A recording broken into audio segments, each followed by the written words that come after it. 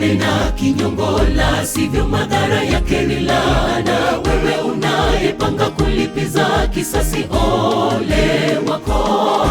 Upendo usio na ubinafsi ndio msingi wa msamaha wa kweli. Upendo hauweki hesabu ya mabaya. Yoabu alikaribisha laana kwa mkono wake mwenyewe. Tuepukane na kinyongo, la sivyo madhara yake ni laana. Wewe unayepanga kulipiza kisasi, ole wako. Upendo usio na ubinafsi ndio msingi wa msamaha wa kweli.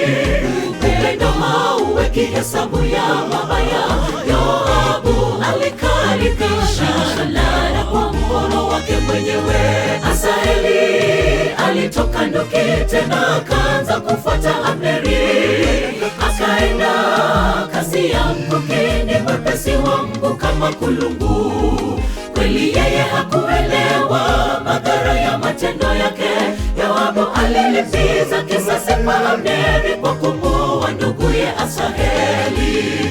Daudi atamka laana kwa familia yake. Kusikosekane kwa kisono na ugonjwa wa ukoma, hata anayetembea kwa magogo. Asaeli alitoka nduki, tena akaanza kufuata Abneri. Akaenda kasi ya mkuki, ni mwepesi wa mguu kama kulungu.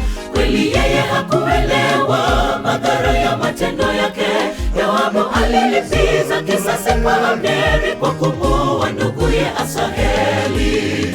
Daudi atamka laana kwa familia yake. Kusikosekane kwa kisono na ugonjwa wa ukoma, hata anayetembea kwa magogo.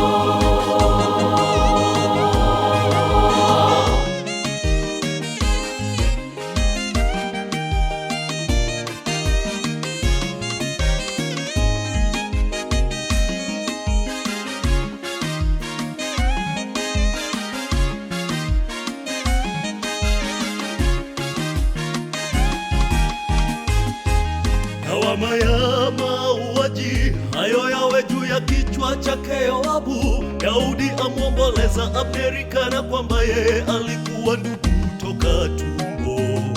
Je, ilikuwaje Abneri ukafa kama mpumbavu? Mikono yako haikufungwa, miguu yako haikutiwa pingu. Mfalme anauliza, hayo yawe juu ya kichwa chake Yoabu. Daudi amwomboleza Abneri ni kana kwamba alikuwa ndugu toka tumbo. Je, ilikuwaje Abneri ukafa kama mpumbavu? Mikono yako haikufungwa, miguu yako haikutiwa pingu. Mfalme anauliza. Asaeli alitoka nduki, tena akaanza kufuata Abneri. Akaenda kasi ya mkuki, ni mwepesi wa mguu kama kulungu.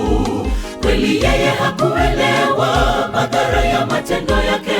Yoabu alilipiza kisasi kwa Abneri kwa kumuua nduguye Asaheli.